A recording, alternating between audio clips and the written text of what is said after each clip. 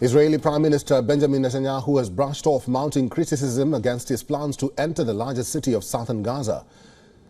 The Prime Minister slammed his critics, claiming that telling Israel to not enter Rafah is equivalent to Israel losing its war against Hamas.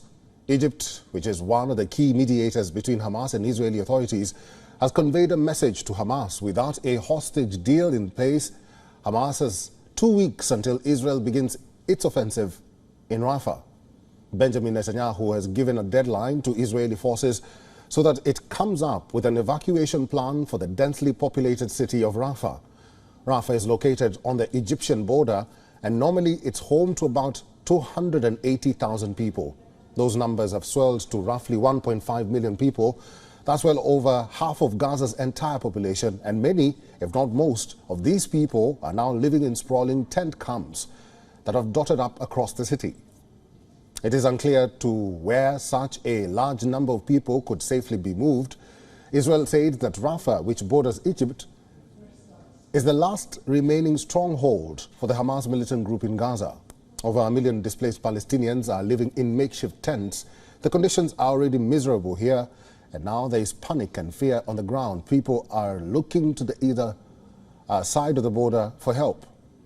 Escaping the violence in parts of the Gaza, including Jabalia, West Bank and Han Yunis, a huge population moved to south of the Gaza Strip early last year.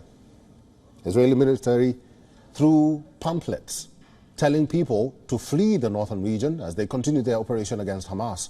And now that the majority of the population has moved to the south, they have nowhere to go. According to an Egyptian official, under no circumstances would fleeing Palestinians be allowed to cross the border into the Sinai Peninsula, and that any attempt to relocate them to Egyptian soil would collapse the peace deal between Egypt and Israel.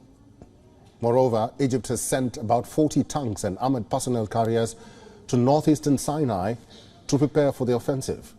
The latest operation has prompted concerns from foreign governments. UK Foreign Minister David Cameron wrote on social media platform X, and I quote, "Deeply concerned about the prospect of a military offensive in Rafah. Over half of Gaza's population are sheltering in the area. The priority must be an immediate pause in the fighting to get aid in and hostages out, then progress towards a sustainable permanent ceasefire." The EU's foreign policy chief, Josep Borrell, said that Israeli offensive on Rafah would lead to unspeakable humanitarian catastrophe and grave tensions with Egypt, while Saudi Arabia has warned of the extremely dangerous repercussions of storming and targeting Rafah. WION is now available in your country. Download the app now and get all the news on the move.